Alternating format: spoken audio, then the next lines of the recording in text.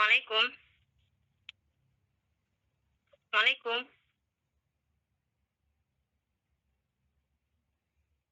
Assalamualaikum. Halo? Waalaikumsalam warahmatullahi wabarakatuh. Waalaikumsalam, sudah. Suara saya sudah bisa didengar ya? Bisa. Oke, baik, kita mulai dulu. Bismillahirrahmanirrahim. Assalamualaikum warahmatullahi wabarakatuh. Waalaikumsalam. Alhamdulillahirabbil alamin. Wassalatu wassalamu ala asyrafil anbiya'i wal mursalin nabiyina Muhammadin wa ala alihi washabbihi ajma'in. Amma ba'du. Bapak Ibu yang saya hormati, alhamdulillah hari ini kita kembali masuk pada kuliah materi tafsir. Dan ini tadi saya dapat informasi kota yang tadi ya, kebetulan pemateri hari ini belum bisa presentasi. Ini sebenarnya nggak masalah kalau menurut saya, walaupun misalnya belum siap makalahnya, tidak masalah sih sebenarnya, yang penting bisa dipresentasikan aja, nggak masalah seperti itu. Tapi tadi karena memang kata Mas Zul belum bisa, juga selanjutnya pada Sabtu depan itu adalah UTS ya kalau tidak salah ya. Jadi mungkin kita sambil review sambil persiapan untuk UTS. Nah, untuk UTS-nya nanti bagaimana?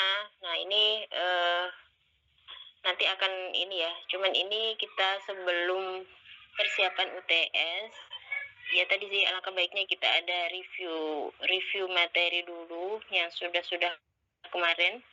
Untuk yang kemarin itu yang Sabtu lalu siapa yang presentasi ya?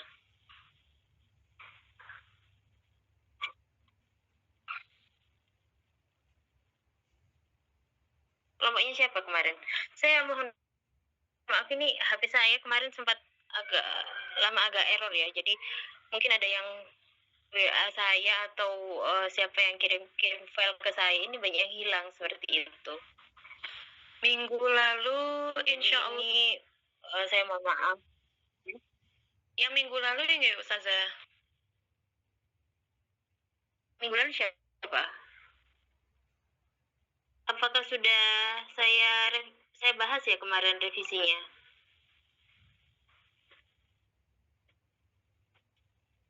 Halo?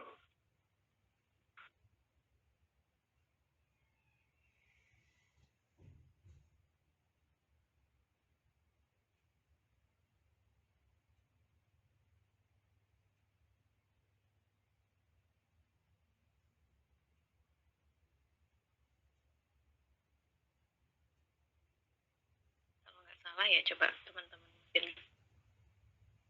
Saya hilang lagi.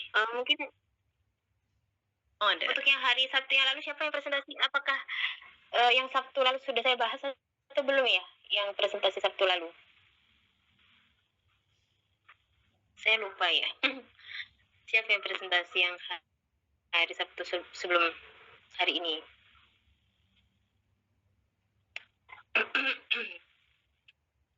Mbak Erin dan saya jawab. Oh, tafsir.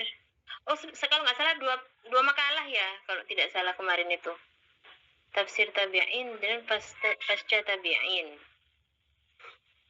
Hadir di sini? Iya, betul.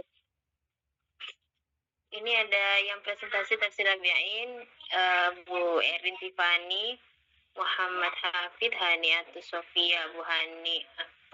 Kemudian tafsir pasca tabi'in, Bu Winda, Pak Anwar Fuadi, Pak Saiful Absor. Mungkin kemarin apakah sudah saya bahas atau belum ya untuk revisinya? Seingat saya kok belum ya kalau nggak salah, karena waktunya mepet ya sepertinya. Ya, kemarin Ustazah terpental sih kayaknya ya, nggak bisa masuk lagi. Oh iya sih, betul. Iya. Mungkin gini aja, saya bisa minta tolong di share screen yang makalah yang kemarin. Ya, bentar Ustazah. Saya di jalan soalnya, bentar. Oh gitu ya. Yang pemateri pertama dulu mungkin ya. Pemateri pertama Bu Erin. Monggo terserah. Jadi saya sambil bahas dulu yang kemarin, sepertinya saya belum sambil bahas yang kemarin ya, karena memang kemarin dua pemakalah seperti itu. Jadi saya minta tolong di share screen lagi materi yang kemarin, tafsir tabi'in dan pasca tabi'in.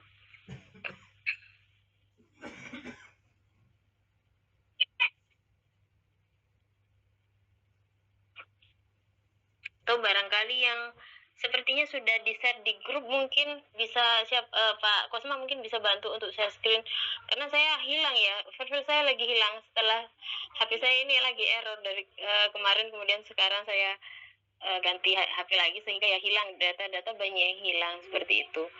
Jadi saya minta tolong bisa di-share screen lagi sambil kita bahas.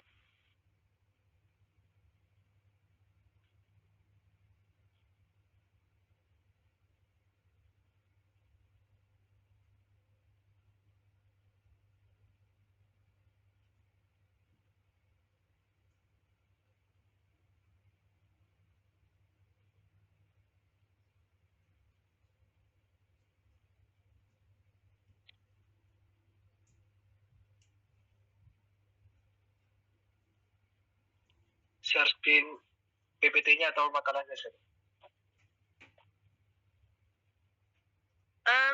Yang makalahnya, kalau PPT kan saya kira untuk presentasi, ini sambil saya koreksi tulisannya juga seperti itu, sambil saya lihat referensinya.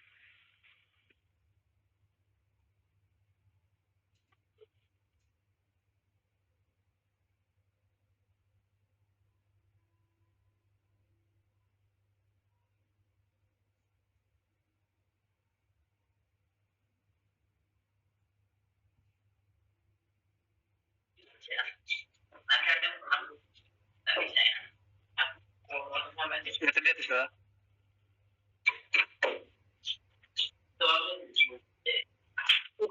Sudah. Ya, sudah terlihat. Baik, kita bahas dulu yang kemarin ya, materi tentang tafsir ini. Ini tafsir tabi'in ya. Jadi lihat ke atas judulnya.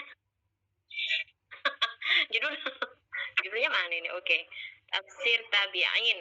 Oke, siap. Ini dari Hanik sama oke. Nafid. Kita lanjut ke bawah.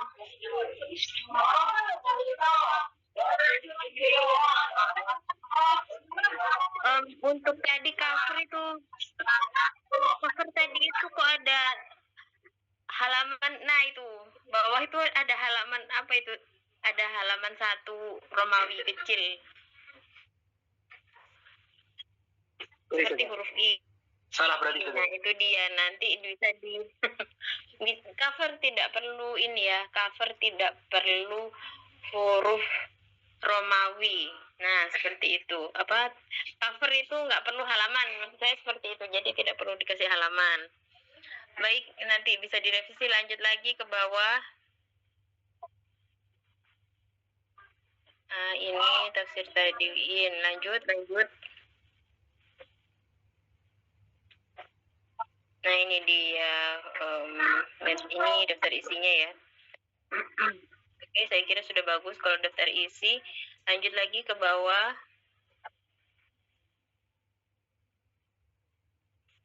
Oke, ke bawah ini. Nah ini dia. Oke, ini sudah bagus pada halaman pertama, sudah ada footnote-nya. Cuman ini nanti untuk footnote tolong disamakan ya untuk tulisannya. Jadi kalau atas itu menggunakan Times New Roman, maka bawah juga sama. Bawahnya juga minta tolong tetap sama seperti itu. Jadi biasanya memang muncul fontnya jadi Calibri. Nah itu nanti silakan bisa disamakan fontnya, jadi sama tetap Times New Roman seperti itu. Kemudian itu ada, nah untuk aturan footnote, nah ini dia. Jadi mungkin perlu lihat lagi bagaimana penulisan footnote ya. Jadi kalau footnote itu tidak perlu dibalik, nah itu. Jadi itu Al-Qotton MK apa hayo? Jadi tidak perlu itu kalau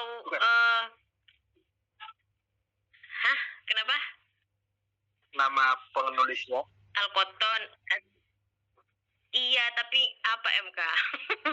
Ad-Dhahabi MH. Apa itu? Harus tahu ini. Masa nggak tahu? Jadi Al-Qattan siapa nama lengkapnya? Manna Al-Qattan. Manna Al-Qattan itu, makanya jangan ditulis MK. Jadi kalau untuk footnote itu tidak perlu dibalik namanya seperti itu. Kalau yang untuk daftar pustaka itu baru dibalik. Kalau untuk footnote ditulis nama aslinya, tidak perlu dibalik-balik seperti itu. Jadi Manna Al-Qattan, kemudian koma. Nah itu, ini soalnya ambil dari terjemahan sih. Ya nggak apa-apa sih, cuman gini ya, makanya nanti kalau bisa nanti UTS ini ya, jadi kalau bisa nanti sambil ada ujian untuk lisan ya, karena gimana, ini sudah semester berapa sih? Kalau di kelas ini semester 4, nah seperti itu. Karena itu tadi saya lihat banyak yang ketika ngambil makalah ambilnya dari terjemahan seperti itu. Ya nggak masalah sih sebenarnya, betul memang, cuman kan lagi-lagi karena di sini statusnya mahasiswa ilmu Al-Quran dan tafsir ya, seperti itu ya. Jadi kalau bisa tidak lagi hanya ambil dari terjemahan, kalau bisa ambil dari kitab aslinya. Kalau kitab aslinya Manna Al-Qattan, nah itu kan ada. Jadi boleh sebenarnya ambil dari terjemahan seperti itu, tapi tetap itu kalau untuk mahasiswa yang umum, mahasiswa bukan mahasiswa ilmu Al-Quran dan tafsir, it's okay ya, tidak masalah seperti itu. Tapi kalau menjadi mahasiswa ilmu Al-Quran dan tafsir, maka dari itu ya kalau sebisa mungkin ambil referensinya dari yang aslinya seperti itu. Jadi dari referensi yang asli, dari kalau kitab ya ambil dari kitab-kitab aslinya, kalau tafsir dari tafsir aslinya, kalau memang terpaksa nggak bisa baru terjemah. Tapi nanti kalau lagi-lagi sempat saya katakan, nanti kalau kebiasaan hanya ambil dari terjemahan, biasanya nanti kalau sudah mentok pada skripsi itu kesulitan nyari referensinya karena sudah terbiasa ambil terjemahan seperti itu. Terjemahan itu maksud saya banyak sekali mahasiswa-mahasiswa yang sudah tingkat akhir itu untuk mencari skripsi itu, kemudian kalau terjemahan itu pastinya ambil dari, kalau tafsir kan biasanya ambil dari tafsirnya Quraisy Shihab itu, atau kemudian tafsir Ibnu Katsir yang sudah ada terjemahannya, atau kemudian tafsir Al-Azhar yang di Indonesia itu. Nah itu di antara beberapa itu sudah banyak yang meneliti, maksud saya seperti itu. Jadi makanya sebisa mungkin kita harus bisa membaca langsung kitabnya ya. Makanya kemarin ketika Ramadan sempat saya adakan untuk baca kitab seperti itu. Jadi apalagi ini sudah semester 4, paling tidak tetap kita belajar ya, sedikit-sedikit belajar, karena kalau tidak gitu nanti agak kesulitan juga ketika tugas akhir, maksud saya seperti itu. Jadi agak kesulitan kalau tugas akhir kemudian ambil referensi yang langsung bahasa Arab, nggak bisa baca, itu juga agak kesulitan ya, sehingga perlulah seandainya walaupun ada banyak terjemahan, tetap kita harus belajar, karena nanti seandainya tidak ada peluang untuk kita ngambil referensi dari yang terjemahan, mau tidak mau kita harus ambil dari referensi yang aslinya seperti itu. Jadi maksudnya referensi yang bahasa Arab, nah seperti itu ya. Jadi kalau bisa seperti ini, jadi Manna Al-Qattan, nah ini kalau bisa ambil dari bukan lagi terjemahan pengantar studi ilmu Al-Quran kayak gitu. Jadi kalau bisa ambil dari kitabnya langsung, kitabnya Manna Al-Qattan itu seperti itu. Kemudian nah itu tadi aturan dari footnote itu untuk tahun itu di belakang ya. Jadi Manna Al-Qattan, kemudian pengantar studi Al-Quran, kemudian kemudian dalam kurung kota terbit, ini mana? Kota terbitnya tidak ada. Kemudian titik 2, penerbitnya apa? Nah ini penerbitnya Pustaka Al-Kautsar, kemudian koma, kemudian tahun 2026, kemudian tutup kurung, kemudian koma, selanjutnya adalah halaman. Nah seperti itu. Nah di sini juga belum ada halamannya. Nah nanti bisa direvisi. Kemudian sama yang kedua juga Ad-Dhahabi. Ad-Dhahabi ini juga sama Ini buku apa ini? Penyimpangan-penyimpangan dalam tafsir Al-Quran. Kalau Ad-Dahabi itu biasanya yang sering kita pakai itu Ad-Dahabi itu nama lengkapnya juga siapa? MH. Jadi kita harus tahu lah ya nama lengkapnya. Jangan sampai tidak tahu nanti kalau mahasiswa ilmu Al-Quran dalam tafsir ditanyain siapa nama lengkapnya Manaul Qotton, siapa nama lengkapnya Ad-Dahabi, nggak tahu. Nah ini kan agak bermasalah ya seperti itu. Jadi Ad-Dahabi, Muhammad Hussein Ad-Dahabi, bukan pakai kalau di transliterasi itu bukan pakai az ya, pakai Al-Dahabi. Insya Allah nantilah kita akan agendakan ada pelatihan transliterasi. Jadi supaya nanti untuk penulisannya bisa sesuai dengan transliterasi internasional seperti itu ya. Karena kalau sebentar lagi ada tugas-tugas untuk menulis jurnal juga tidak kesulitan seperti itu. Nah biasanya buku Ad-Dahabi itu bukunya atau kitabnya Ad-Dahabi itu kan At-Tafsirul Mufassirun. Nah ini kalau buku penyimpangan-penyimpangan dalam tafsir Al-Quran itu apa? Saya mohon maaf kalau saya terjemahan ini malah saya kurang tahu ya. Saya tuh seringnya tahunya ya kitab aslinya kayak gitu. Jadi kalau Ad-Dahabi biasanya Tafsirul Mufassirun.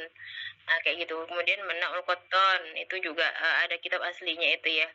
Jadi makanya saya ini apa ya, referensi penyimpangan ini saya juga kurang tahu ya seperti itu. Nanti saya sambil lihat-lihat lagi apakah benar ada referensi yang terjemahan Ad-Dahabi ini. Karena Ad-Dahabi yang terkenal itu bukan ini, yang terkenal yang kemarin itu yang saya katakan At-Tafsir wal Mufassirun. Jadi untuk apalagi di metodologi madzhab tafsir ini yang lebih kita jadikan acuan secara besar itu adalah kitab dari Ad-Dahabi, At-Tafsir wal Mufassirun ya, seperti itu. Jadi itu juga sama, nanti penulisannya bisa dicari gimana menulis footnote yang bagus ya, seperti itu. Karena juga ini ya teman-teman, nanti ketika kalau UAS itu nanti tugasnya sekarang kan mungkin kalau yang kemarin itu belum ada tugas jurnal. Ini karena untuk sejak tahun ini itu di kampus ada aturan. Jadi nanti kalau UAS itu ada tugas untuk submit jurnal seperti itu. Jadi juga agak ini ya, penulisannya memang harus kita tata kayak gitu. Dari menulis judulnya, kemudian menulis isinya, kemudian footnote-nya. Karena kalau nanti kita submit di jurnal, maka memang harus mengikuti aturan jurnal. Apalagi seperti ini ya, footnote-nya juga dilihat. Footnote itu kan apa sih? Footnote itu kan memang menggambarkan kita ambil referensinya dari mana kan, seperti itu ya. Jadi kalau footnote-nya kurang benar, berarti kan ini kira-kira benar apa tidak? Referensinya valid atau tidak kan, seperti itu. Jadi ini yang perlu diperhatikan juga, apalagi nanti kalau misalnya mau submit ke jurnal ya, seperti itu ya. Kemudian itu Setiawan, nah ini kalau ini kan ini jurnal lah, ini penulisan jurnal juga kurang ini ya, footnote-nya juga dilengkapi. Biasanya jurnalnya apa, kemudian judulnya apa, kemudian volume tahun berapa, kemudian juga diterbitkan oleh mana, maksudnya biasanya kalau jurnal diterbitkan kampus mana kan, seperti itu. Nah, itu juga harus lengkap untuk penulisan jurnal. Mungkin nanti tadi ya, makanya perlu ada belajar aturan penulisan dan juga tadi selain transliterasi, aturan penulisan, mungkin nanti sambil kita share ya pedoman penulisan artikel ilmiah, nah, seperti itu. Baik, lanjut lagi. Nah, selanjutnya Israiliyah tadi ya. Nah, itu ada halaman yang 2. Kalau ya tadi halaman pertama sudah betul di tengah bawah. Halaman yang kedua biasanya kalau untuk makalah itu kalau tidak ada bab, nah ini bukan di kiri tapi kebalik di kanan. Jadi bukan di kiri tapi di kanan atas. Nah, di situ ya yang betul. Jadi kalau ada tulisan bab sudah bagus di tengah bawah, kalau tidak ada di kanan atas. Lanjut lagi ke bawah. Ini rumusan masalah ada 5 ya di situ ya. Rumusan masalah 5. Nah, ini Jadi kalau memang pada masa tabi'in tadi sudah muncul Israiliyat seperti itu. Ya, lanjut lagi ke bawah.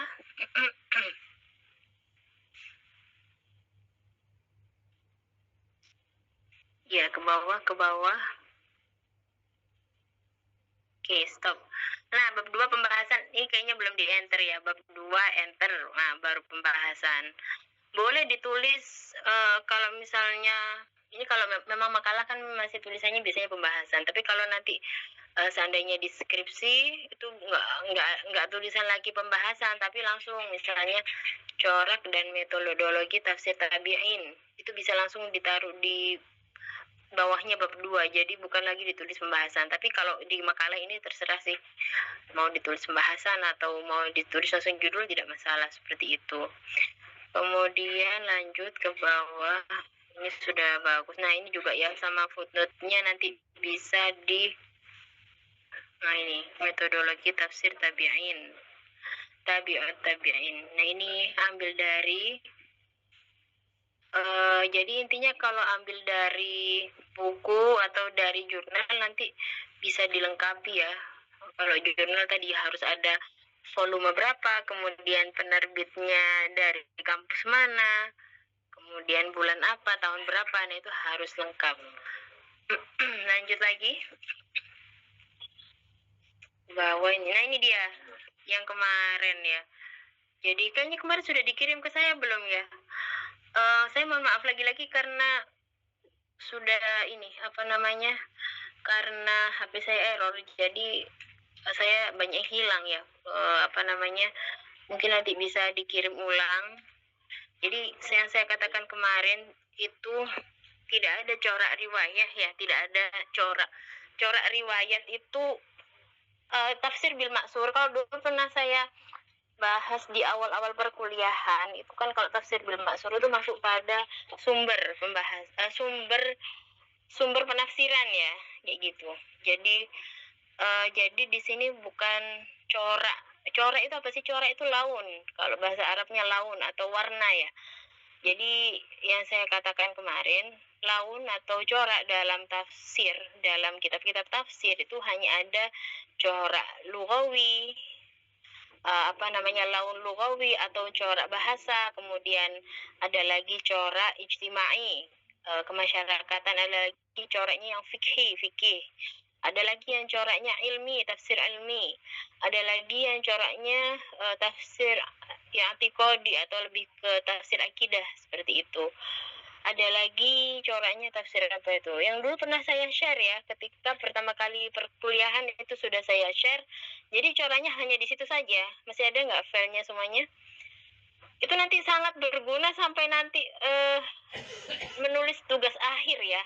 Jadi mau tidak mau madahib ini adalah digunakan sebagai fondasi ketika kita mengerjakan tugas akhir nanti, entah itu Anda memilih skripsi ataupun memilih jurnal, itu tetap, karena kita nanti ambil dari kitab apa, kitab tafsir apa misalnya, itu harus tahu itu nanti kalau coraknya itu masuk corak apa, kayak gitu. Kemudian nanti kalau misalnya metodenya bagaimana, nah itu harus tahu semua. Jadi makanya jangan sampai salah sejak sekarang. Kalau sekarang sudah salah, nanti ketika Anda nanti mengerjakan tugas akhir juga banyak kesalahan ketika menentukan kitab ini, maka coraknya lebih kemana, seperti itu. Nah itu tadi yang saya katakan, tidak ada corak kisah atau tadi corak riwayat, itu tidak ada. Yang betul kalau riwayat itu adalah tafsir bil maksur, itu masuk ke sumber penafsiran. Jadi sumber penafsiran itu ada dua, ada tafsir bil maksur dan tafsir bil ro'yi. Jadi kalau bil maksur lebih banyak pada keperiwayatan sumbernya, contohnya seperti tafsir Ibnu Katsir. Tafsir Ibnu Katsir itu banyak sekali ambil dari hadis-hadis Nabi, ataupun ambil dari asar sahabat, ataupun ambil dari Al-Quran bil Quran ya, terutama yang pertama. Jadi itu banyak sekali ambil dari riwayat-riwayat saja, tapi sedikit sekali pemikiran, bahkan tidak ada. Kalau yang tafsir bil ro'yi itu lebih ke jadi mufasir itu banyak banyak banyak ijtihadnya ya ketika menafsirkan ayat tersebut, sehingga biasanya mufasir lebih banyak menulis pendapatnya tentang ayat itu bagaimana, seperti itu. Jadi kalau bil maksur lebih pada riwayat saja, seperti itu. Nah, nanti ini bisa dicek lagi. Makanya yang saya sebenarnya kita itu untuk madzhab tafsir ini, kita karena yang lebih kita jadikan acuan itu yang seperti saya katakan kemarin di tafsir wal mufassirun karya Muhammad Husain ad-Dahabi. Jadi itu yang bisa dilihat lagi, karena kalau di tafsir wal mufassirun itu tidak ada kemudian kata-kata tafsir tabiin ini coraknya bil maksur. Jadi bukan corak, lagi-lagi itu sumber penafsiran, seperti itu. Nanti bisa dicek lagi di tafsir ad-Dahabi ya. Nah, seperti itu. Dan juga bisa cek lagi di jurnal-jurnal. Nah, seperti itu. Kalau ini corak bahasa betul, karena corak bahasa itu corak lughawi ataupun bahasa. Jadi karena memang kebanyakan tafsir-tafsir pada masa tabi'in itu karena banyak memang dalam penafsirannya itu banyak menggunakan pendekatan bahasa. Biasanya malah kalau misalnya kita buka kitab-kitab tafsir yang corak bahasa itu atau lughawi, itu mirip seperti kitab-kitab nahwu shorof ya. Nah, seperti itu. Bahkan dijelaskan di situ, misalnya ini kedudukannya adalah mubtada, kemudian kata ini adalah khobar, kata ini. Nah, jadi itu yang kemudian mirip dengan seperti kitab nahwu, seperti itu. Nah, itu adalah corak bahasa. Jadi kalau bahasa itu betul seperti itu ya. Nah, kemudian lanjut kisah. Nah, nggak ada corak kisah. Yang ada kalau bukan kisah itu bukan corak. Kisah itu Nah, ini nanti bisa direvisi lagi sih. Coba dari mana ini sumbernya. Karena tidak ada corak kisah seperti itu. Yang ada memang mungkin karena tadi ya, pada masa tabi'in itu sudah mulai ada Israiliyat muncul. Israiliyat itu apa sih? Israiliyat itu banyak kisah-kisah yang berasal dari ahli kitab. Jadi ahli kitab itu banyak kisah-kisah dari ahli kitab yang kemudian ditulis di tafsir-tafsir masa tabi'in ini, seperti itu. Jadi karena memang semakin berkembang ya, tafsir dari masa ke masa itu semakin berkembang. Kalau dulu tafsir ketika Rasulullah itu hanya Rasulullah yang menafsirkan Al-Quran. Kemudian turun lagi ke sahabat itu tafsir hanya sangat ijmal ya, sangat ijmali atau sangat global sekali. Jadi hanya mirip seperti tafsir Jalalain, seperti itu. Jadi satu kata, seperti itu. Hanya sangat global sekali. Satu kata ditafsirkan apa, seperti itu. Kemudian turun lagi ke masa tabi'in. Nah, itu sudah mulai ada perkembangan seperti itu. Perkembangannya sehingga tadi sudah muncul penafsiran sudah mulai panjang seperti itu. Sehingga sampai yang namanya tadi hadis-hadis, ada hadis dhaif masuk, Israiliyat juga masuk. Israiliyat itu tadi kisah-kisah dari ahli kitab ya.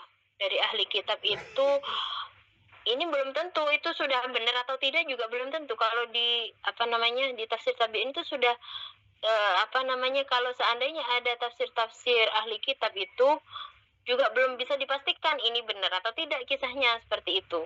Jadi semua muncul sudah dimasukkan karena memang sudah ada perkembangan. Jadi penafsirannya tidak sedikit-sedikit seperti sudah mulai ada istilahnya tafsirnya sudah mulai banyak lah, seperti itu. Tapi itu tadi campur aduk. Nah, seperti itu. Bahkan tadi kisah-kisah Israiliyat masuk, hadis-hadis yang dhaif kadang juga masuk. Nah, seperti itu. Belum disaring betul. Nah, tadi sehingga banyak kisah-kisah itu tadi kebanyakan dari Israiliyat tadi, seperti itu. Nah, itu tadi ya. Jadi nah ini kisah dalam Al-Quran dengan menambahkan riwayat tradisi Yahudi dan Nasrani yang dikenal dengan istilah Israiliyat ataupun ahli kitab ya. Jadi berasal dari ahli kitab, seperti itu. Nah, itu pada masa tabi'in. Lanjut lagi ke bawah. Nah, ini dia metodologi tafsir tabi'in. Nah, ini jadi kemudian masuk ke metodologi tafsir, itu di situ betul sudah ada metodologi ijmali, tahlili, muqarin ataupun maudhu'i. Nah, di situ di sini dijelaskan di situ ya. Jadi tabi'in menjelaskan arti sebuah kata sedang mempraktikkan metode ijmali. Jadi walaupun di masa tabi'in ini sudah mulai agak panjang tafsirnya daripada sahabat kemarin, sahabat itu sangat ini banget gitu loh, sangat simpel banget. Kalau di tabi'in sudah mulai panjang, bahkan tadi sudah muncul kisah-kisah Israiliyat masuk seperti itu. Tapi di sini masih ijmali ya, masih global seperti itu. Jadi tadi yang perlu makanya dulu mungkin nanti bisa dibuka lagi ya. Saya soalnya saya belum menemukan lagi. Jadi ketika saya jelaskan dulu metodologi tafsir itu ada metodologi penafsiran Quran ya. Ada 4 itu. Ada ijmali, tahlili, muqarin, maudhu'i. Kalau ijmali itu adalah global. Jadi masih sangat simpel lah bahasanya seperti itu. Contohnya yang paling gampang misalnya kita ketemui kalau mungkin anak-anak yang di pesantren tuh sering belajar tafsir Jalalain. Nah, itu kan tafsirnya sangat global banget ya. Jadi hanya satu kata kemudian ditafsirkan juga dengan satu kata. Satu kata lagi ditafsirkan dengan satu kata atau dua kata. Hanya seperti itu, sangat simpel. Kalau kita tahu misalnya di tafsir tafsir ya ini sih ada tafsir Al-Farra itu juga sangat simpel. Atau tafsir siapa lagi itu yang tafsir masa tabi'in ini nanti bisa dicek lagi, dibuka itu gimana sih penafsirannya, apakah benar-benar tadi dikatakan ijmali. Kalau ijmali itu bagaimana? Nah, ini makanya kita perlu tahu. Jadi mungkin kita belajar teorinya kan di sini, tapi prakteknya kita harus buka kitabnya langsung seperti itu. Jadi kalau kita cuma belajar teorinya aja seperti ini, nggak tahu prakteknya di kitabnya langsung juga ngambang seperti itu. Kita nggak akan paham gimana ijmali, gimana itu tahlili, gimana muqarin, maudhu'i, nggak akan paham. Jadi intinya kita harus ada praktek ya. Praktek untuk langsung baca kitabnya seperti itu. Langsung untuk lihat kitabnya secara langsung. Jadi mau tidak mau tadi makanya saya katakan harus bisa baca kitab. Harus bisa. Kalau nggak bisa nanti bingung ya, masih bingung seperti itu. Baik, kita lanjutkan lagi tadi. Jadi kalau masa tabi'in masih ijmali ya, masih global seperti itu. Nah, ini juga sama, nanti bisa di footnote bisa dirapikan lagi itu kan. Syihab MQ. Nah, nggak bisa dong kalau di footnote itu dibilangkan Syihab MQ. Udah tahu Muhammad Quraish Syihab itu harus tulis semua lengkap. Nah, seperti itu. Jadi nanti bisa di kaidah tafsir Lentera Hati. Kota terbitnya mana, Mbak? Di Jakarta kan? Nah, itu juga belum ditulis. Halamannya juga belum ditulis. Tahun 2013 ditaruh di belakang ya. Jadi itu nanti bisa dilengkapin lah ya. Nah, untuk footnote-nya. Ambil dari jurnal tadi juga sama, itu ada jurnal iman spiritualitas. Nah, itu juga sama. Silakan bisa dilengkapi tahunnya. Tahun sudah ada kan, biasanya jurnal ada tahun, volume, kemudian juga diterbitkan oleh kampus mana, biasanya dari kampus mana, kemudian jurnalnya namanya jurnal apa, itu ada jurnal iman dan spiritual. Itu harus lengkap untuk penulisan footnote. Itu gimana ya kalau nulis footnote? Nah, ini coba mungkin teman-teman coba bisa lihat di Google, atau nanti mungkin sambil saya share ya, nanti saya coba akan minta file dari LPPM untuk penulisan artikel ilmiah yang betul, termasuk aturan penulisan footnote seperti itu. Nah, terus ke bawah, nah itu Al-Farmawi. Sebentar, tadi ada footnote. Nah, ini juga Al-Farmawi, Al-Bidayah fi Tafsir Al-Maudhu'i. Nah, itu ambil dari kitabnya langsung sebenarnya ya. Buhuth, ini ada Ar-Rumi FBA. Nah, itu juga. Jadi tidak perlu disingkat-singkat ya. Buhuth fi usul tafsir wal manajij. Nah, itu ambil dari kitab itu halamannya ya, tidak ada jilid berapa. Kalau misalnya ada jilidnya, jilid berapa. Kalau tidak ada, maka nanti dikasih halamannya halaman berapa. Al-Farmawi, Al-Bidayah ini sangat terkenal. Jadi kitab Al-Farmawi, Al-Bidayah fi Tafsir Maudu'i ini adalah acuan ketika kita nanti belajar tafsir maudu'i. Nah itu. Mungkin nanti sambil saya share-share lah ya kitab-kitab yang harus dipelajari. Nah, seperti itu supaya kita tahu apa saja yang kita pelajari di madhahib tafsir ini, seperti itu. Nah, itu ada Ad-Dhahabi At-Tafsir wal Mufassirun. Nah, itu apakah benar-benar lihat dari Ad-Dhahabi langsung atau dari terjemahannya? Nah, ini kan kita perlu tahu ya. Kalau memang ya namanya terjemahan memang memudahkan kita, tapi juga kita harus tahu apakah karena apa? Karena terkadang file-file ataupun buku-buku yang sudah diterjemahkan itu terkadang tidak sama persis dengan aslinya. Apalagi seperti kitab tafsir Ibnu Katsir ya. Kalau teman-teman tahu, kalau Bapak Ibu tahu sekalian di sini, coba buka kitab tafsir Ibnu Katsir yang asli. Yang asli kitab asli ya bahasa Arab. Sama kitab tafsir Ibnu Katsir yang sudah beredar di mana-mana, yang terjemahan itu baik itu beredar di toko-toko buku ataupun beredar di online, itu sudah ada terjemahan Ibnu Katsir yang terjemahan online. Itu tidak sama persis loh dengan yang aslinya, seperti itu. Kalau yang aslinya tafsir Ibnu Katsir itu sangat panjang sekali penjelasannya. Satu ayat aja sangat panjang. Hadis-hadisnya banyak, bahkan yang hadis yang sahih ataupun hadis dhaif masuk semua di tafsir Ibnu Katsir. Kalau yang terjemahan itu saya lihat itu dipersingkat seperti itu biasanya. Jadi tidak semuanya dimasukin. Ada yang mungkin sambil sambil diambil yang penting-penting saja mungkin ya, seperti itu. Jadi itu tadi saya katakan, intinya kalau yang terjemahan bahasa Indonesia itu memang membantu kita, tapi terkadang itu tidak sesuai juga gitu loh dengan yang aslinya, kitab aslinya, seperti itu. Jadi lagi-lagi tetap kita harus belajar kitab aslinya, seperti itu. Baik, lanjut lagi. Nah, ini metode muqaron maudu'i tabi'in. Kalau ini secara tidak sadar sudah menerapkan dasar-dasar metode muqaron dan maudu'i. Kalau muqaron dan maudhu ini masih belum ya. Kalau di masa tabi'in tadi lebih ijmali. Ini memang dasar-dasarnya sudah ada, mulai bibit-bibitnya sudah ada. Metode muqaron maudhu'i sejak masa tabi'in sudah mulai ada, seperti itu. Muqaron itu apa? Muqaron itu perbandingan. Kalau maudhu'i adalah tematik, seperti itu. Itu mulai ada, tapi sesungguhnya secara garis besar memang pada masa tabi'in lebih ijmali lah, lebih global, seperti itu. Baik, kita lanjut lagi sumber. Nah, ini dia sumber tafsir tabi'in, Al-Quran, kemudian hadis, kemudian asar sahabat. Nah, itu dia, sebentar.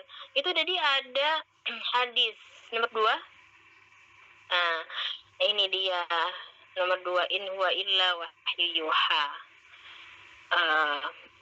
Jadi ini kalau dulu saya itu ketika saya masih kuliah, dulu saya masih diajar oleh almarhum Prof. Rumrawi ya. Mungkin Bapak Ibu kalau misalnya pernah tahu beliau ya. Jadi beliau kan memang sangat pakar ya dengan tafsir, seperti itu. Jadi kalau dulu saya masih kuliah kemudian diajari oleh almarhum Prof. Rumrawi, itu sangat-sangat diharamkan ya, bukan lagi sangat diharamkan, apalagi mahasiswa tafsir itu untuk menulis seperti ini, in huwa illa wahyu yuha, dengan menggunakan bahasa Latin. Nah, jadi dulu saya tuh kalau beliau mengajari kita, kalau menulis Al-Quran ya tulis Al-Qurannya langsung kayak gitu, jangan sampai kayak gini gitu. Kemudian kalau menulis hadis juga sama, harus hadisnya langsung, ambil dari kitab apa hadisnya, seperti itu. Jadi dulu kalau mungkin kalau misalnya ada Bapak Ibu yang pernah mengikuti kajian dari almarhum Prof. Rumrawi, itu agak ini ya. Jadi kalau kuliah sangat ketat sekali, jadi tidak boleh ketika saya dulu itu seperti ini.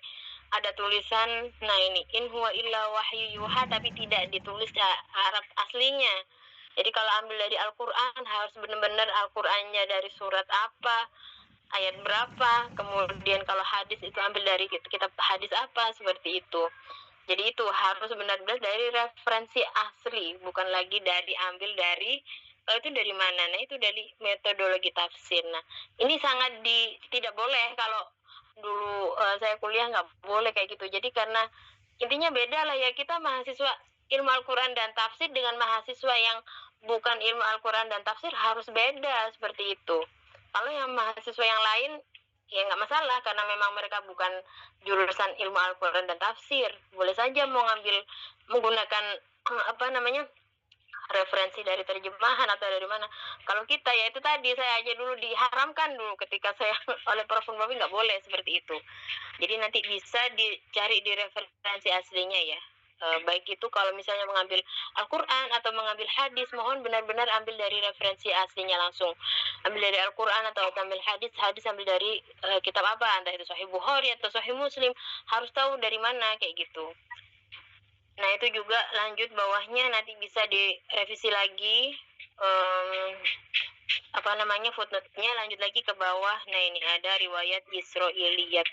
Nah, ini sebenarnya riwayat Israiliyat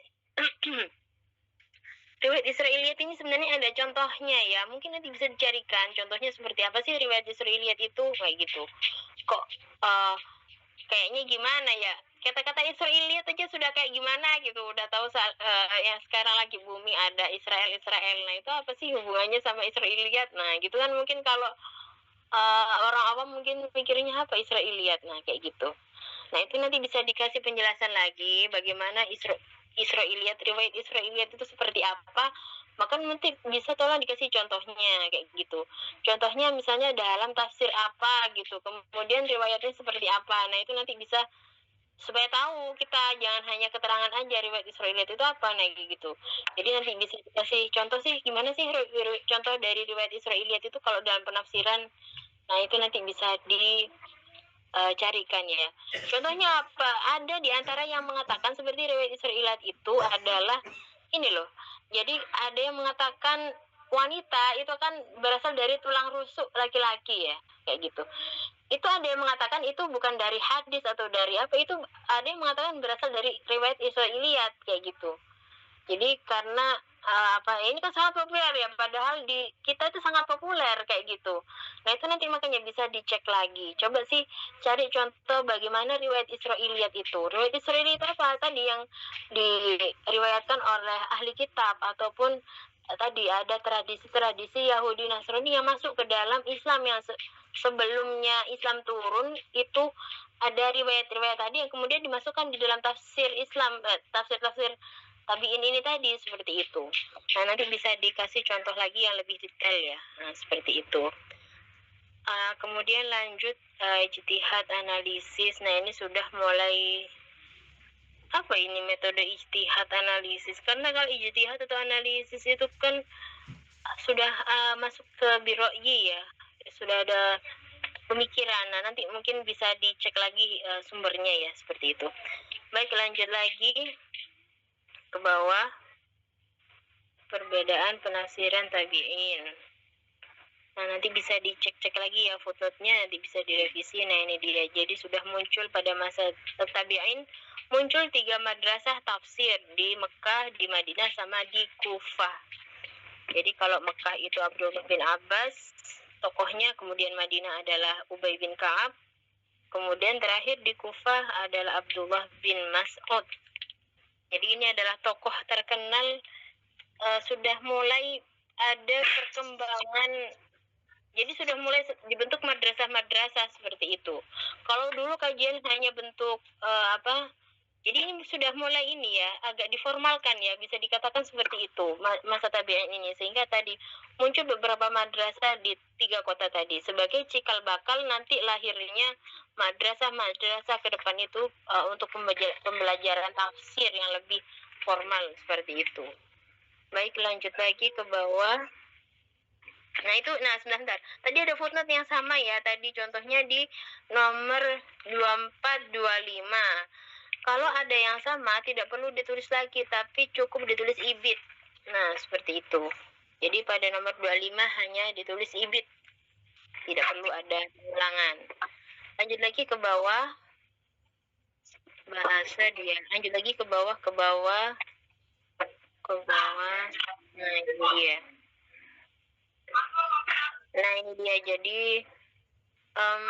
tadi yang saya katakan pada masa tabi'in itu karena tadi belum ada penyaringan ya.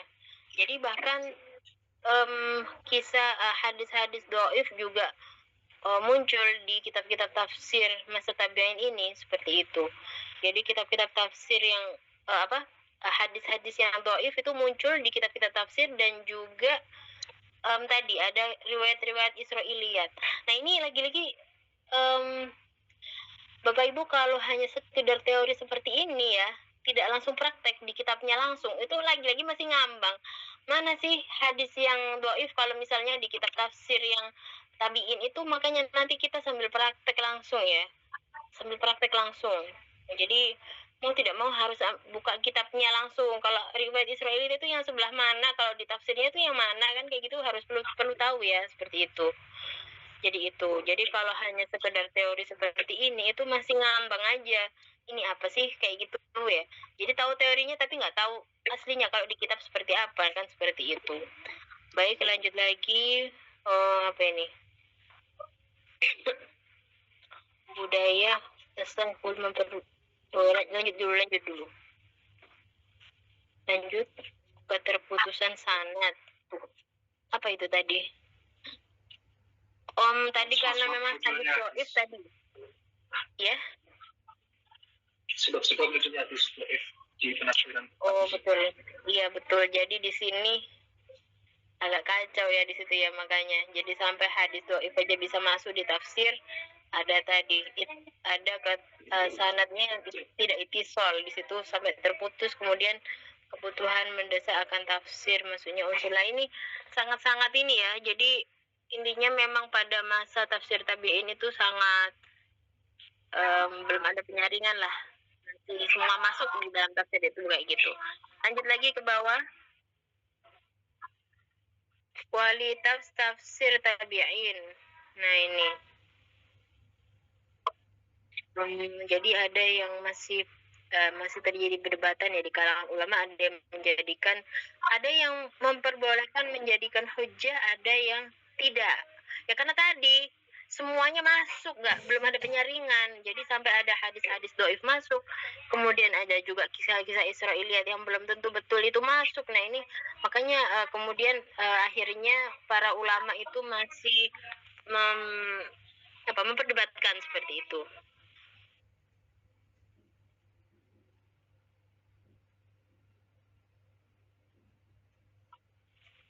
Lanjut lagi karakteristik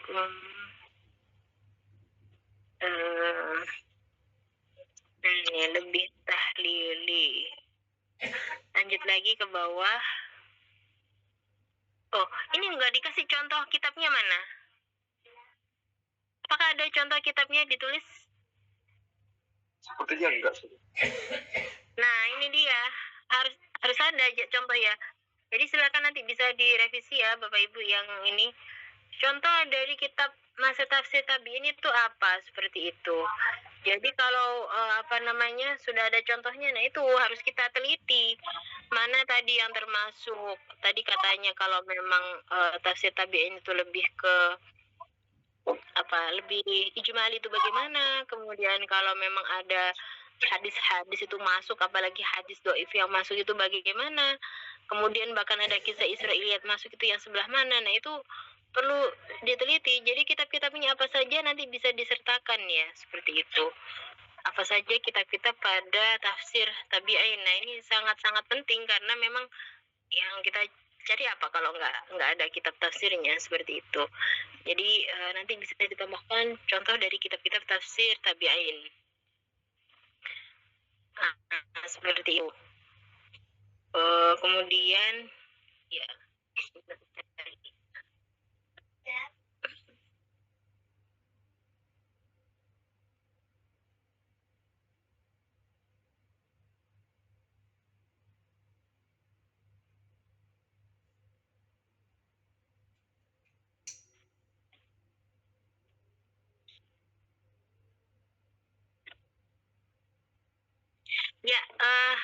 sebentar saya lupa.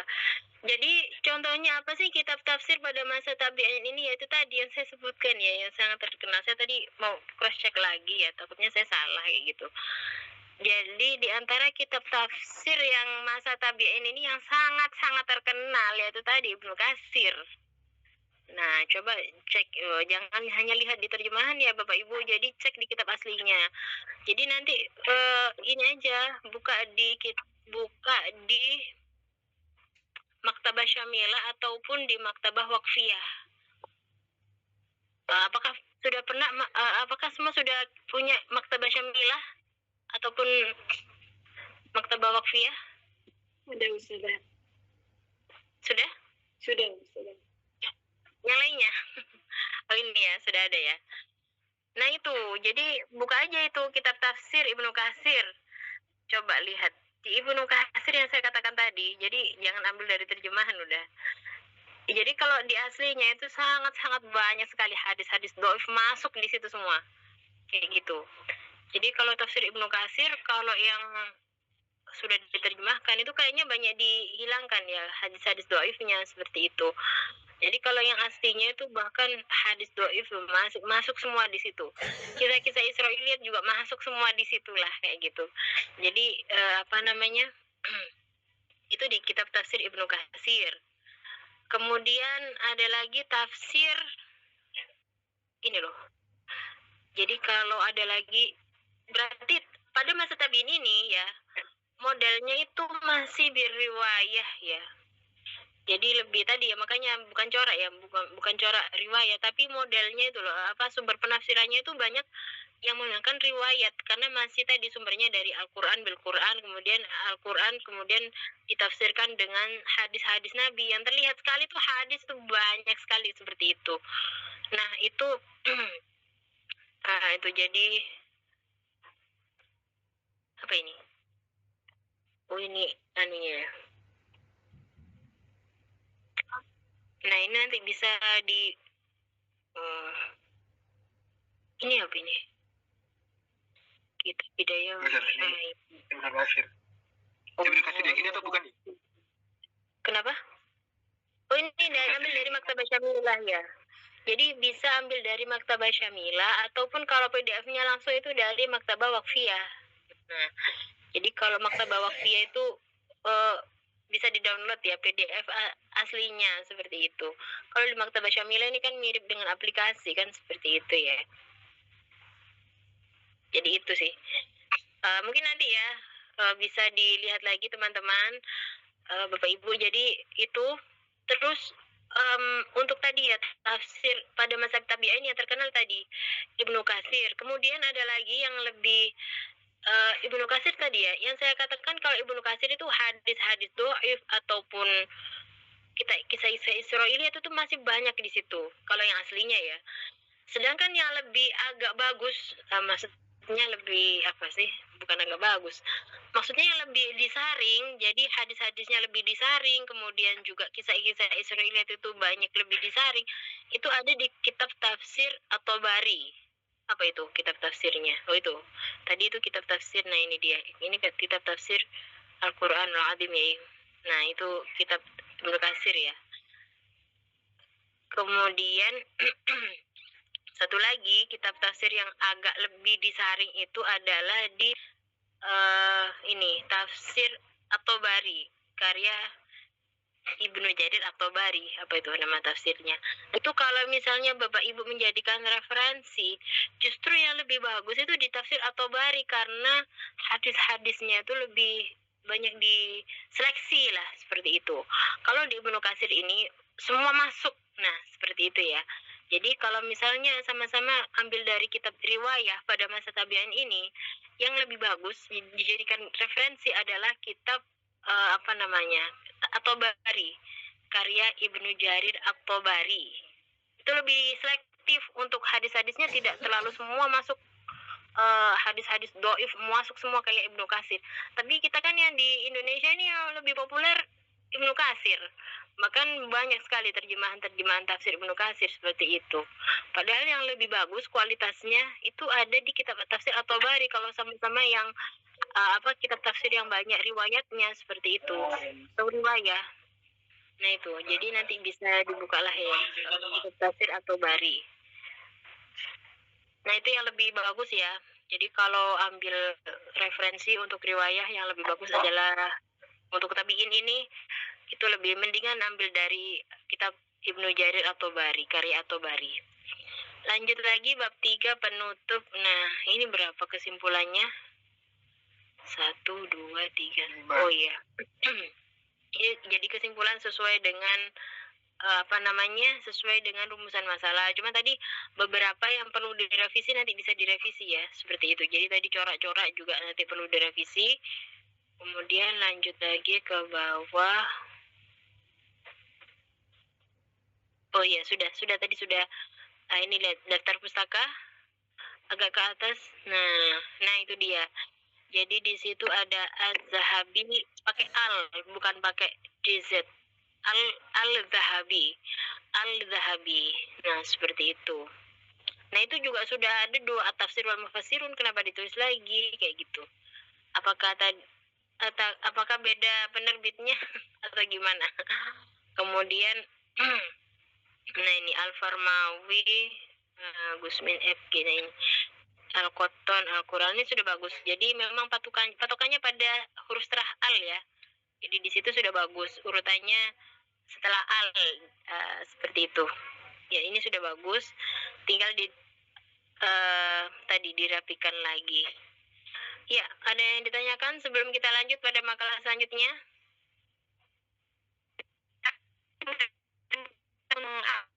Apa dengan bilang tadi yang jenengan share? Sebentar, itu putus-putus Bu Erin suaranya. Mungkin boleh dikirimkan lagi corak yang jenengan bilang tadi lah Ustazah. Kan iya, itu saya makanya ini saya ini masih nyari-nyari. Mungkin teman-teman yang sudah punya ya, yang pernah dulu saya share waktu awal-awal perkuliahan, itu kayaknya sudah saya share atau cukup saya jelaskan share screen aja ya, saya lupa. Jadi itu jadi patokan kita kayak gitu nanti untuk menentukan dari berbagai macam corak ataupun metode ataupun sumbernya ini dari mana, biriwayah ataupun biroi. Nah nanti saya ini mohon maaf, saya masih mencari lagi file-file saya. Mungkin teman-teman yang masih ada nanti bisa di-share ke teman-temannya ya, seperti itu. Oke, ada lagi yang ditanyakan? Tidak ada? Jadi apakah corak itu adalah dari metodologi atau gimana? Jadi saling berkesinambungan. Beda. Makanya mungkin bisa dibuka lagi nanti. Tadi yang dulu pernah saya pertama kali saya ngisi mata kuliah dulu. Nanti mungkin bisa dibuka lagi. Nanti bisa dibuka lagi itu. Jadi tadi ada corak, ada metodologi. Nah itu semuanya berbeda ya, seperti itu. Nanti mungkin ada filmnya, tolong nanti bisa di-share ya sambil kita bahas nanti sambil kita. Jadi kalau dulu mungkin teman-teman Bapak Ibu mungkin taunya teori itu gimana kan masih ngambang ya. Setelah sekarang ada praktek untuk menulis makalah-makalah baru agak nyambung seperti itu. Itu lebih nyambung lagi kalau nanti praktek ke kitabnya langsung. Nah, seperti itu ya. Jadi itu lebih paham lagi kalau kita langsung praktek langsung pada kitab-kitabnya. Ya, mungkin itu dulu ya, Bu Erin, nanti bisa sambil minta tolong siapa yang masih punya file-filenya untuk bisa di-share lagi. Ya, yang dulu pernah saya presentasikan seperti itu.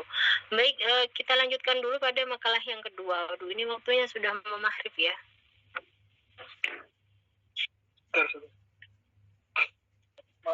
Bisa sekarang minta tolong pada makalah yang kedua.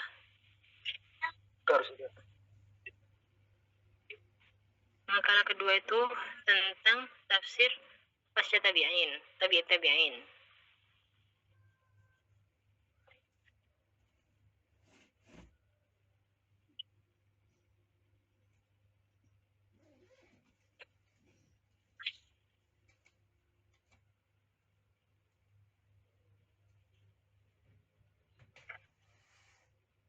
Ya, ini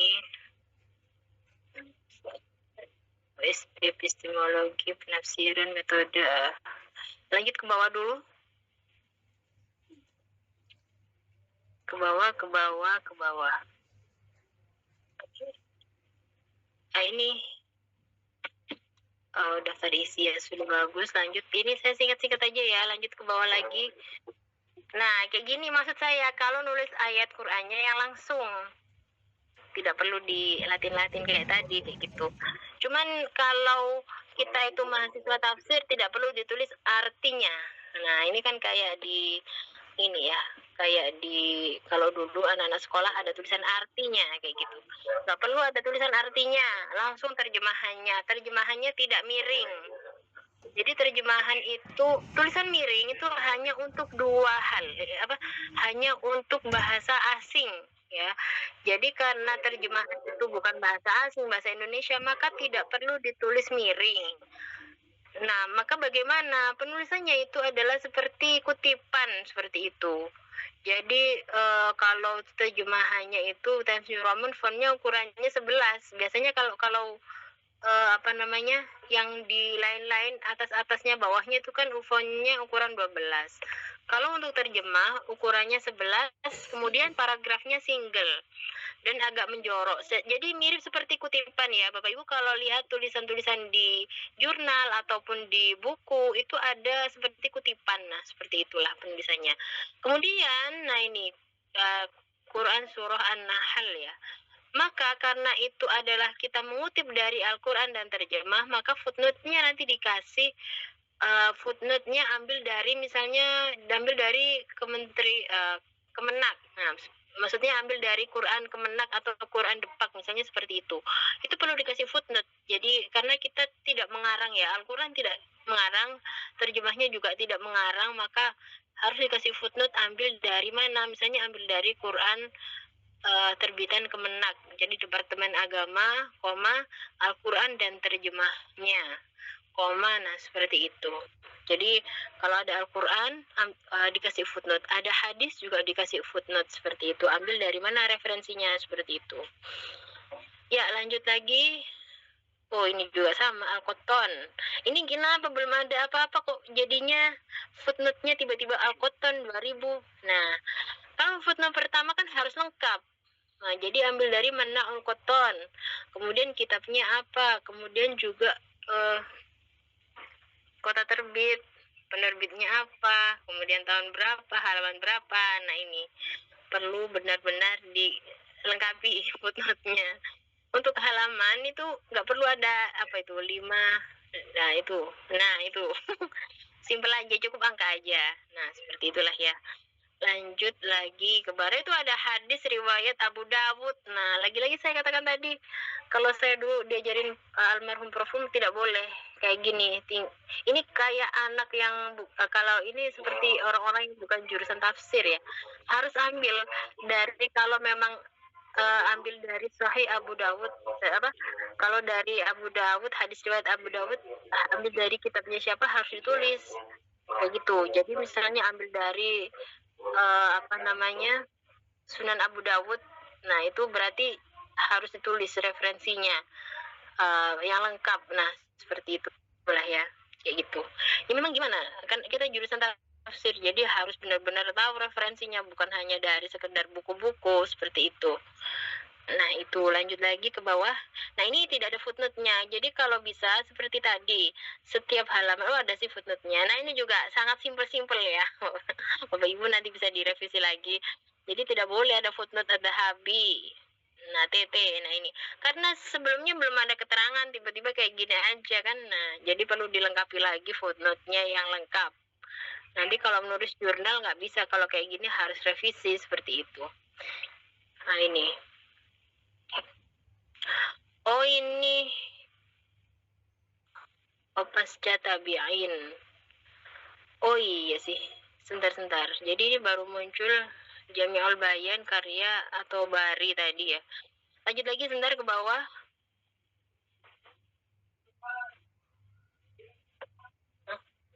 Bentar, bawah.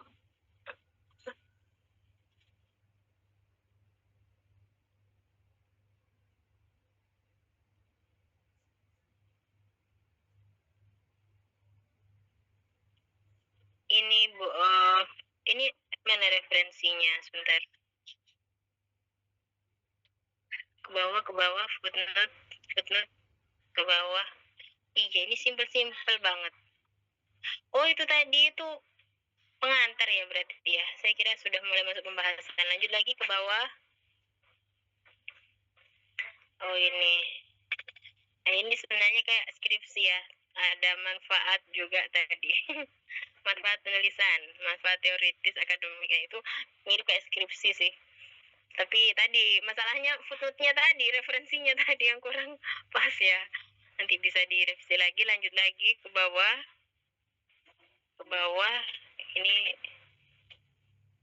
ruang lingkup bahasan.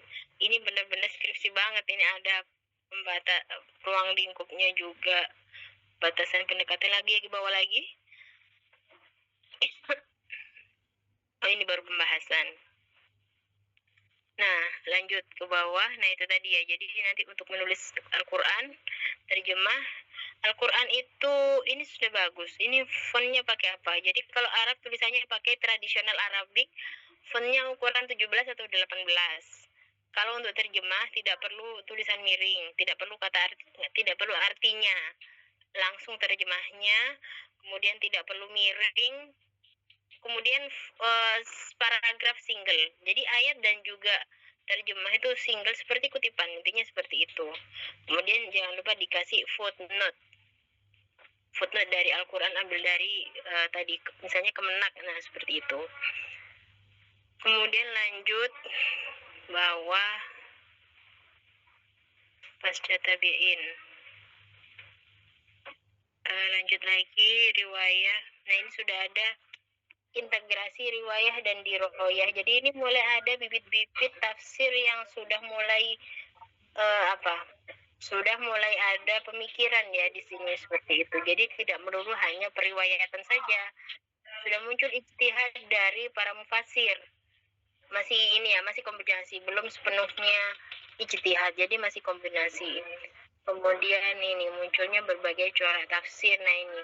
Jadi di sini mulai muncul berbagai corak tafsir. Tadi saya katakan seperti tafsir bahasa, lugawi, tafsir fikih, tafsir teologis. Nah, kurang ya. Banyak ya, cara tafsir itu banyak yang sudah pernah saya share. Ada lagi tafsir teologis itu mirip ya di kodi atau akidah. Ada lagi tafsir ilmi atau tafsir yang coraknya lebih ke sains. Nah, seperti itu. Ada lagi tafsir yang coraknya lebih ke tasawuf itu. Nanti makanya bisa dicek lagi ya di dulu yang pernah saya share dulu, yang sudah pernah saya jelaskan itu. Kemudian lanjut. Nah, perkembangan tafsir pada masa tabi'in itu peralihan dari tafsir lisan ke tertulis, mulai ada kodifikasi tafsir ya di sini. Jadi mulai ada pembukuan tafsir. Makanya tadi sampai di kita itu tadi ya, diantaranya seperti tafsir Ibnu At-Tabari tadi. Nah, itu sudah mulai sampai di kita karena sudah mulai ditulis kodifikasi seperti itu. Lanjut lagi ke bawah. Nah, lagi-lagi tolong diperbaiki ya footnote-nya. Lahirnya kitab-kitab tafsir. Nah, ini dia At-Tabari ya. Nah, ini At-Tabari itu berarti pasca tabi'in ya. Jadi tadi mulai muncul. Nah, ini coba dicek lagi kitab tafsir. Contohnya kalau At-Tabari itu seperti apa? Kalau At-Tabari ini lebih bagus lah ya tadi daripada Ibnu Katsir.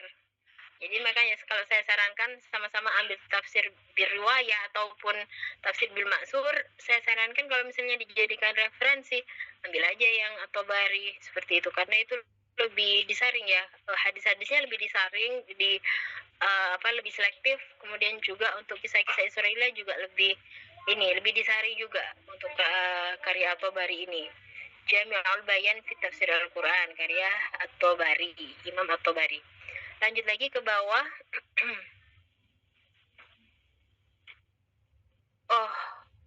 Ini kenapa diulang lagi, ada madrasah tafsir?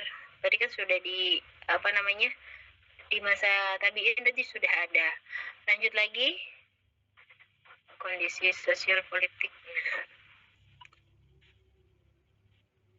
Lanjut epistemologi tafsir masa tabi'in. Lanjut lagi. Sumber-sumber epistemologi tafsir. sumber-sumber penafsiran ya, Al-Quran, hadis. Nah ini nanti silakan dikasih footnote langsung ya Bapak Ibu, ijtihad bahasa Arab, ilmu pendukung, fikih, kalam. Lanjut. Jadi ini masuk lebih luas ya. Nah, validitas dan otoritas penafsiran. Ya, jadi ini lebih bagus ya daripada masa tadi ya yang tabiin. Kemudian lanjut, integrasi antara tafsir bil maksud dan bil ra'yi. Jadi kalau pada masa pasca tabiin tadi sudah ada ini gabungan ya. Jadi antara tafsir bil maksud dan tafsir bil ra'yi ini sudah mulai. Jadi di dalam tafsirnya itu sudah mulai ada, selain penafsiran dengan hadis misalnya ataupun dengan asar sahabat, itu sudah mulai ada sedikit pemikiran juga di sini. Muncullah, jadi agak dimix lah seperti itu. Tapi belum banyak juga, pemikiran juga belum banyak kalau di masa pasca tabiin ini seperti itu. Jadi masih berapa persen ya, presentasinya juga belum terlalu banyak di pemikirannya seperti itu. Cuman sudah mulai ada pemikiran, sudah mulai ada ijtihad dari mufassir ketika menafsirkan Al-Quran pada masa pasca tabiin ini seperti itu. Lanjut lagi ke bawah. lanjut. Nah ini kalau sudah ada nih ya, saya habis ini kita akhiri. Ini perkembangan metodologi penafsiran Al-Quran, metodologi tahlili. Nah ini dia. Sebentar, ini kenapa ada ini, nanti ya kita bahas lagi ya. Jadi memang ada metodologi penafsiran nih tadi, ada tahlili, ijmali dulu, ijmali global, kemudian tahlili, analisis, selanjutnya muqaron, perbandingan, dan terakhir adalah tematik atau maudu'i. Metodologi penafsirannya ya sebenarnya juga belum inilah ya, memang mulai ada tadi ya cikal bakal. Ini nanti kalau masih bingung, insya Allah nanti kita bahas lagi lah pada pertemuan selanjutnya ya, karena kita ini sudah maghrib waktunya. Kalau tadi masih ada yang bingung tuh kalau metodologi gimana Ustazah, kalau ada metodologi kemudian corak itu bedanya apa gitu. Sebenarnya dulu sudah pernah saya jelaskan, mungkin karena masih ngambang tadi ya, masih bingung karena belum ada prakteknya. Sekarang kan mungkin sudah sedikit dari ini ya, makalah-makalah sudah sedikit mengerti, cuman masih belum. Nah ini nanti bisa dilihat lagi dulu ya, file yang sudah saya presentasikan di awal. Nah itu nanti insya Allah nanti sangat membantu ya untuk selanjutnya. Baik, lanjut lagi dulu ke bawah.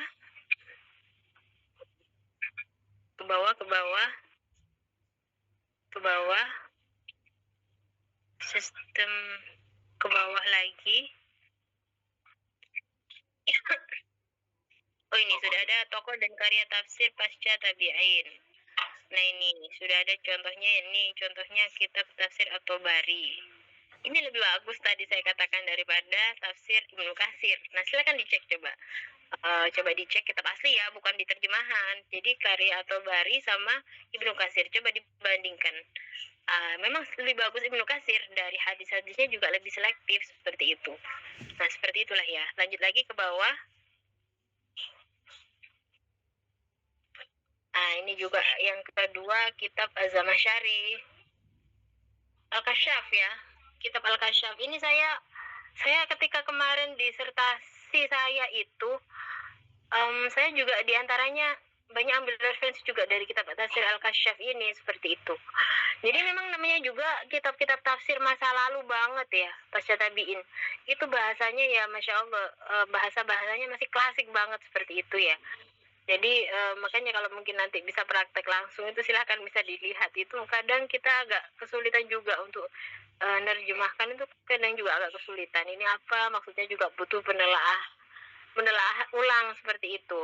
Jadi memang kalau lihat kitab tafsir aslinya juga perlu juga kita telah lagi, karena memang bahasanya itu masih bahasa awal-awal, bahasa masih klasik banget lah seperti itu ya Bapak Ibu. Nanti mungkin bisa praktek, nanti buka-buka kitab Al-Kasyaf karya Zamakhsyari ini.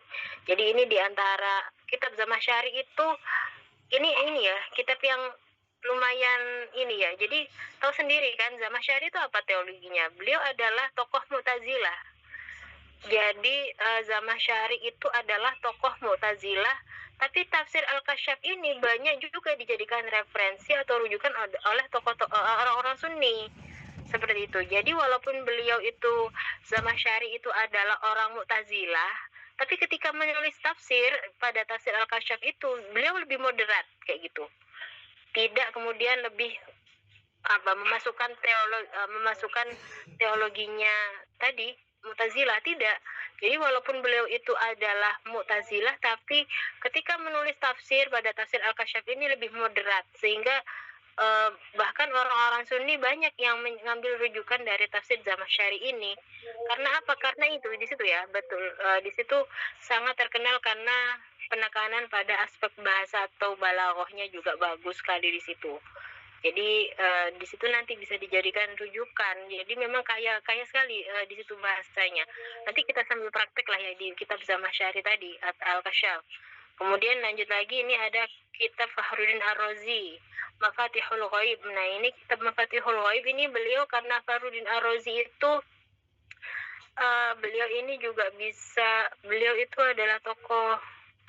Biasanya kalau orang-orang yang mengambil tafsir ilmi, selain ambil dari tafsir Jawahir Al-Quran karya Jawahirul Quran karya Tantawi Jauhari yang di Mesir itu. Kemudian kalau misalnya lebih ambil ke sains gitu, misalnya kalau di tugas akhirnya, saya juga menyarankan di tafsir Mafatihul Ghaib ini, karena lebih, selain itu tadi ada corak-corak yang lebih ke teologi, Mafatihul Ghaib biasanya juga ambil banyak lebih ilmiah ya. Jadi kalau misalnya orang-orang misalnya di Bapak Ibu misalnya ada dari kedokteran ataupun dari kesehatan, kemudian mengambil meneliti tentang penafsiran yang lebih saintis, nah ini bisa saya sarankan juga ambil dari Mafatihul Ghaib ini, seperti itu. Karya Fakhruddin Ar-Razi. Lanjut lagi ke bawah.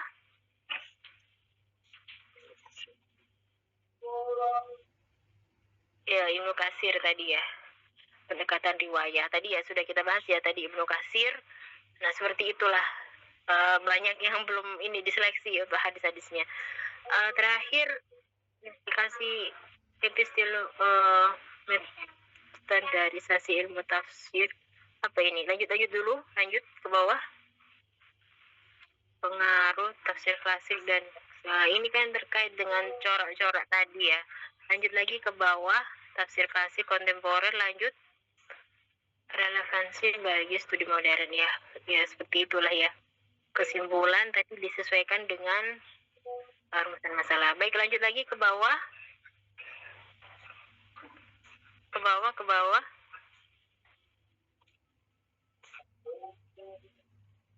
Al-Dhahabi, Al-Farmawi, Al-Qotton. Nah, padahal di sini lengkap loh nulis daftar pustakanya, bagus. Tapi ketika di footnote-nya tadi, nah kurang ya. Jadi nanti bisa di ini ya Bapak Ibu, bisa di revisi. Ya, karena ini sudah maghribnya sudah terlewat dari tadi ya. Kita akhiri dulu. Kalau ada yang ditanya-tanyakan nanti bisa dilanjutkan pada pertemuan selanjutnya. Insya Allah kita lanjut ya. Untuk UTS pekan depan gimana ya modulnya? Iya, untuk UTS ini sebenarnya.